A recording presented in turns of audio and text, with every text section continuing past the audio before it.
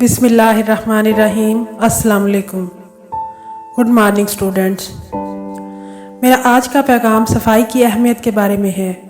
हमारे दीन इस्लाम में सफ़ाई को इतनी अहमियत हासिल है कि ईमान की कामलियत ही तहारत और पाकीज़गी के बगैर नामुमकिन है, और सफ़ाई को आधा ईमान करार दिया गया है कि जब तक आप साफ़ नहीं होंगे आप कोई इबादत या मज़हबी फरीज़ा अंजाम नहीं दे पाएंगे।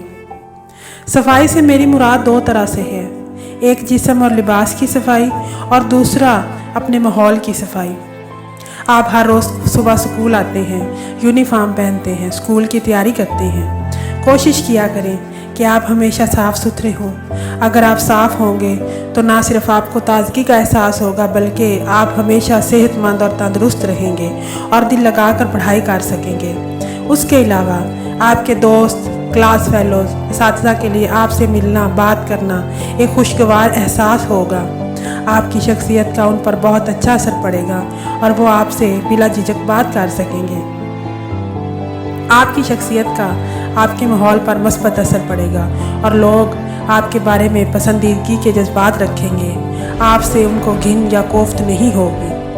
अब मैं बात करूंगी माहौल की सफ़ाई की। सफ़ाई सुथराई सिर्फ अपनी ज़ात तक महदूद नहीं होनी चाहिए बल्कि आपके आसपास, आपके घर, कमरा जमात, गली मोहल्ला, पार्क, खेल का मैदान, आप कहीं भी जाएं तो कोशिश करें कि कूड़ा करकट इधर उधर ना फेंकें। अगर आप ये सोचकर कूड़ा फैलाएंगे कि सब ही ऐसे करते हैं तो आप अपने माहौल को कभी साफ़ नहीं रख पाएंगे। अपने साथ वालों को भी तरगीब दें कि कूड़ा ना फैलाएं। अगर आपका ये छोटा सा अमल आपके माहौल में बेहतरी ला सकता है तो वो करने में शर्म महसूस ना करें बल्कि दूसरों को भी तहरीक दें।